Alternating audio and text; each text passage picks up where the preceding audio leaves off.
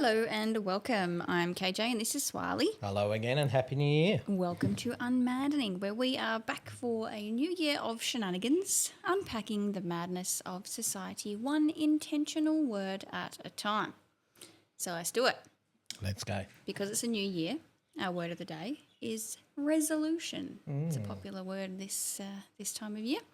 A resolution is a firm decision to do or not to do something. Similar words, resolve or intention, or it's the quality of being determined or resolute. So similarities here would be determination and purpose. We also have a resolution as the action of solving a problem or contentious matter. Similar to that definition would be the phrase like answer to.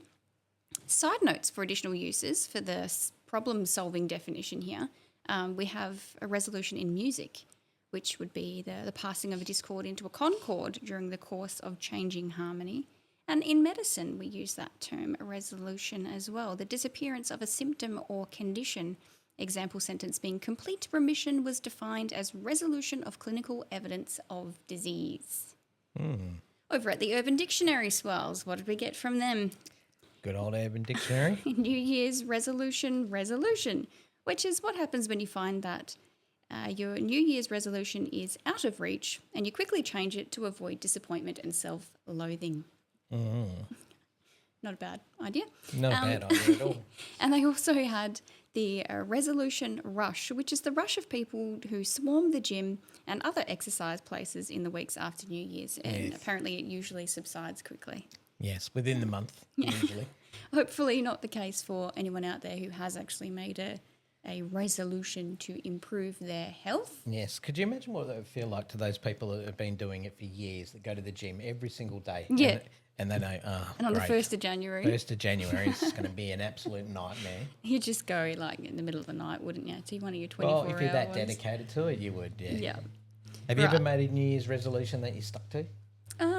I don't really like making clear, solid things. I think working towards something in a reduction or an improvement space is a safer way to resolve to do something rather than just like cutting a tie or drawing a line down the sand. But we'll get into a couple of little thoughts about that. I think my greatest one was not to make them anymore. I made a New Year's resolution. What's your New Year's resolution? I am resolved not to be resolved. I am not going to make them anymore, and I haven't. If I'm going to do something, just do it. Okay, good for you. All right. That's not a sponsorship for Nike, by the way. Yeah.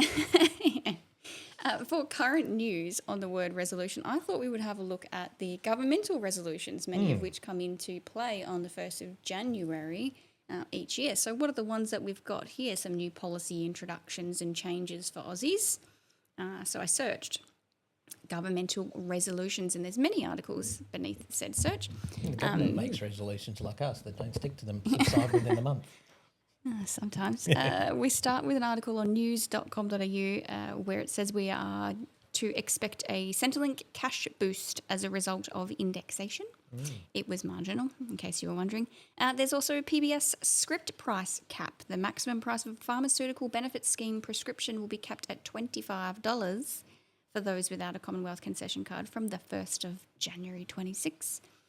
Pensioners and concession card holders will continue to have the PBS listed medicine prices frozen at $7.70 until 2030. So you can have that for another few years and then we'll see what they would like to do with that next.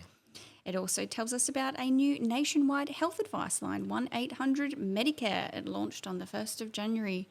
Free for all Australians, users will be able to seek expert health advice or reassurance from registered nurses who will refer users to relevant health authorities like a GP, the hospital, or a Medicare urgent care clinic.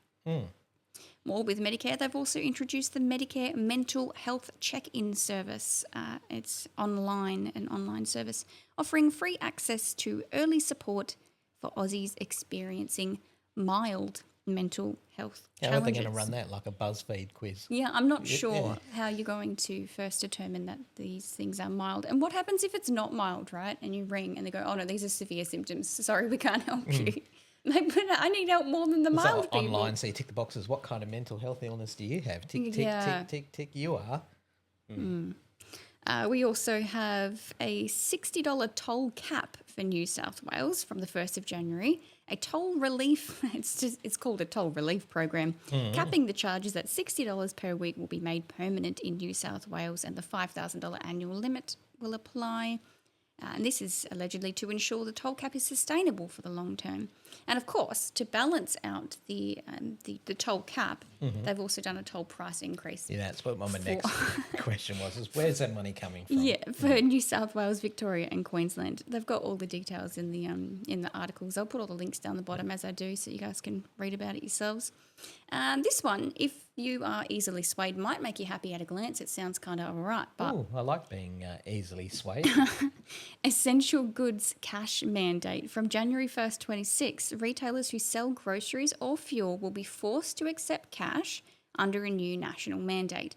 It will apply to in-person transactions of $500 or less between 7 a.m. and 9 p.m, with major grocery retailers like Coles and Woolies set to implement the change. Small businesses with annual turnover under 10 million will be exempt, except if they share a trademark with a bigger retailer. I thought that was already a thing. I thought this, with cash, it's written on the bill. This is legal tender. It is currency, yes, but apparently not. We also see the energy rebate has been canned, that $300 or whatever it was that you got over the past however long. We're done with that now.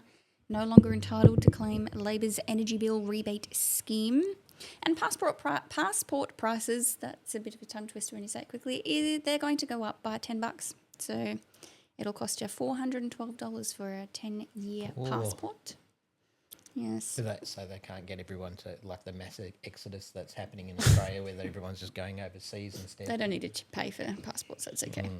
Some changes to the childcare subsidy, which I couldn't tell if they were good or bad, but usually these childcare ones, like they kind of help some people in a small pocket and a lot of others not so much. So you'd have to read through that yourself and apply it to your own family situation to see if that was of any benefit to you, because we're not all the same. No.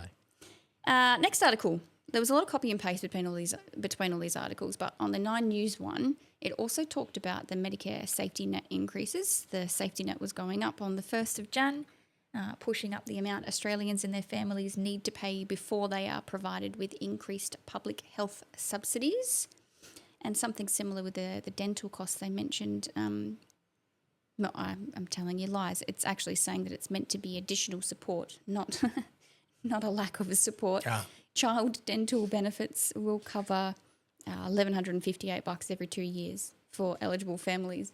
And I don't know why they bother to write it down and brag about it, because it's literally an increase of $26 over the 2-year period, which maybe will help you with your passport application. The $10, we apply that over there.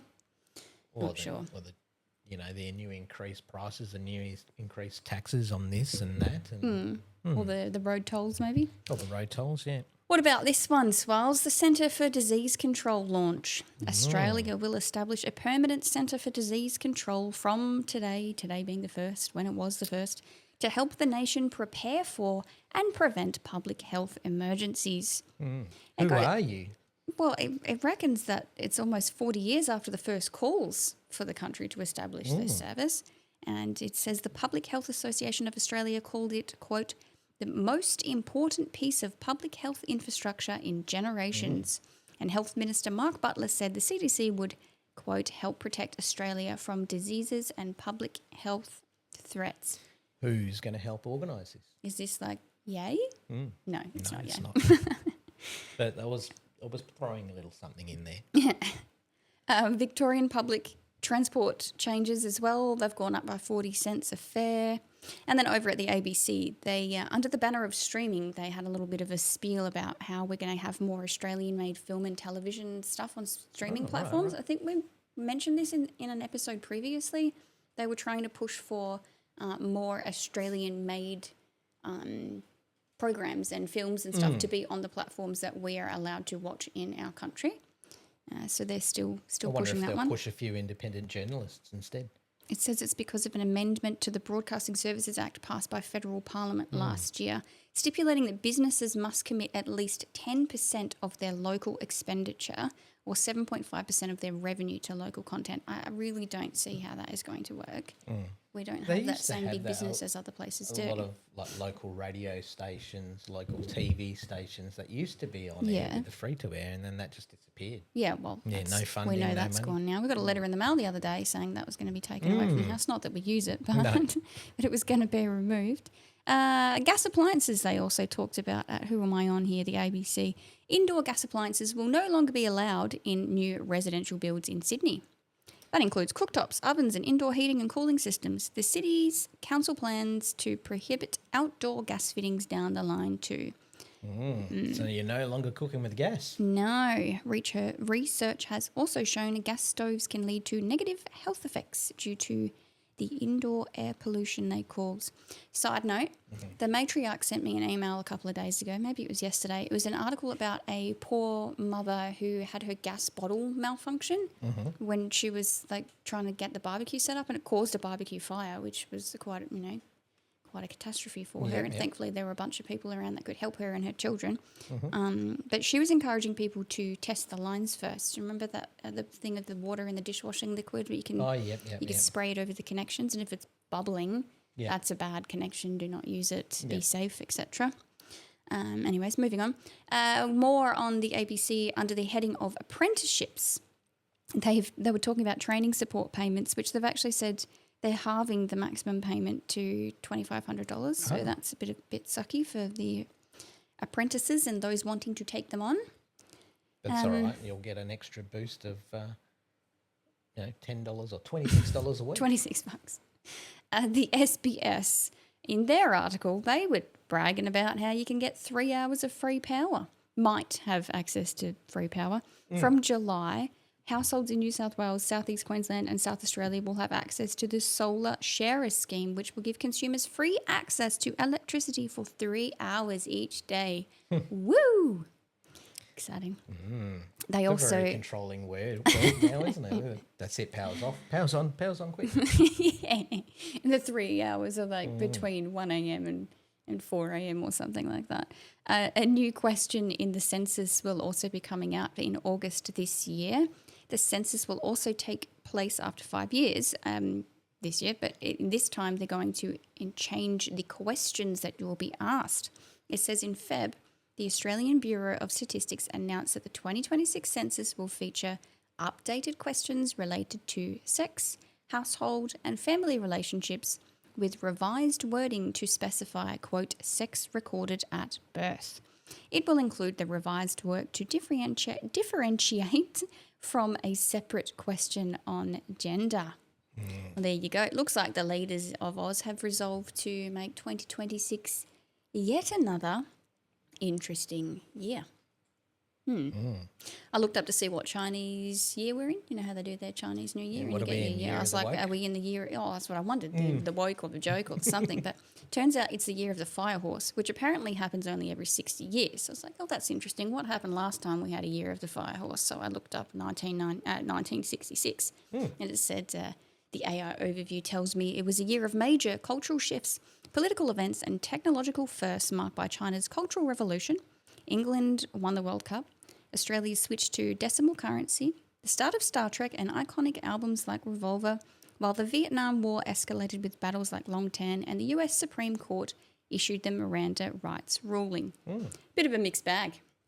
Take from that what you will. Yeah. The year of the I don't fire think the horse. Chinese New Year calendar is going to dictate what happens. No, But, no, but it's interesting nonetheless. Yeah. That's just a little factoid there.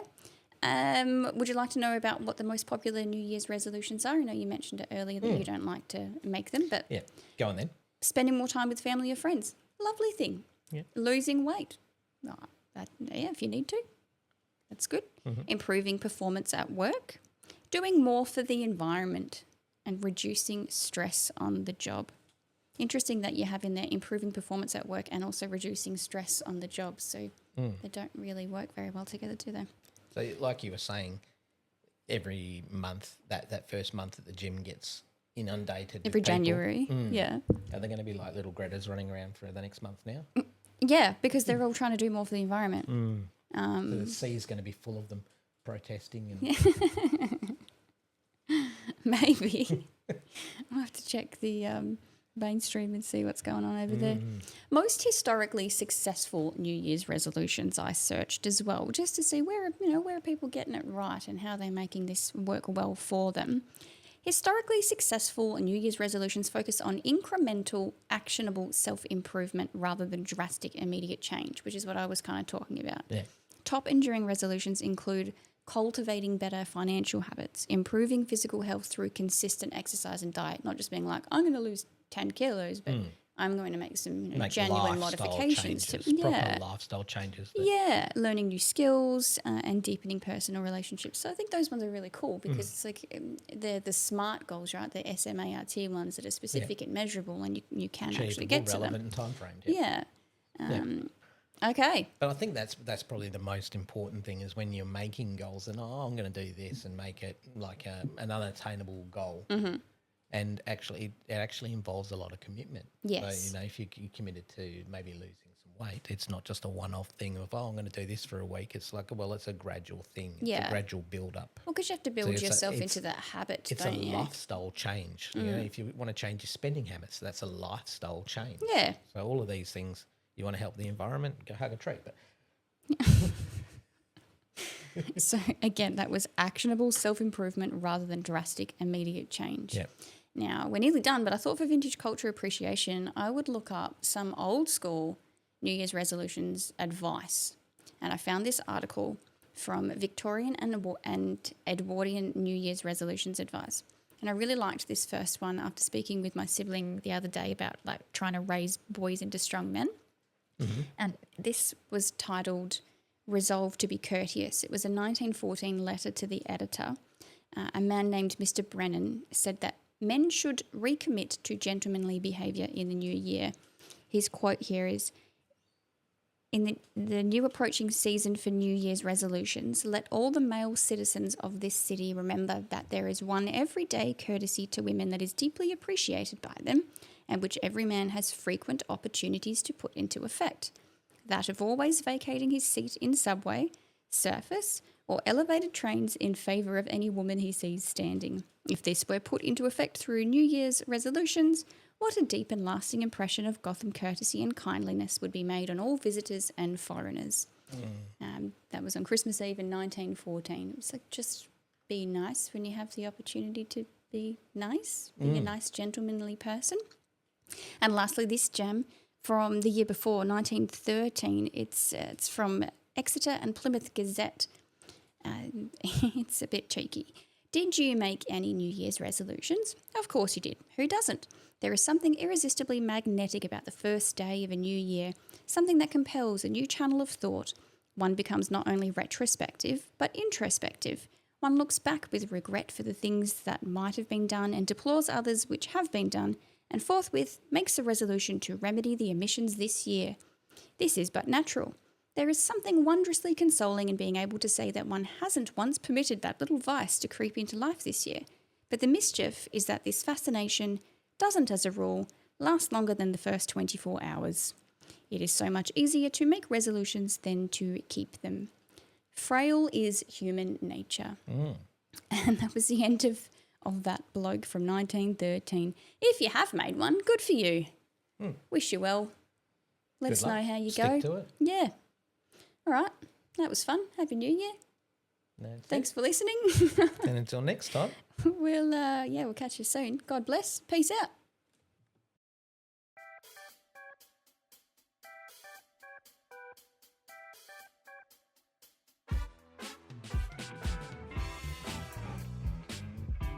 This content is for informational purposes only and should not be considered as professional advice. We are not Victorians, Edwardians, pastors or politicians. You are not more likely to suck less or try harder having listened to these shenanigans.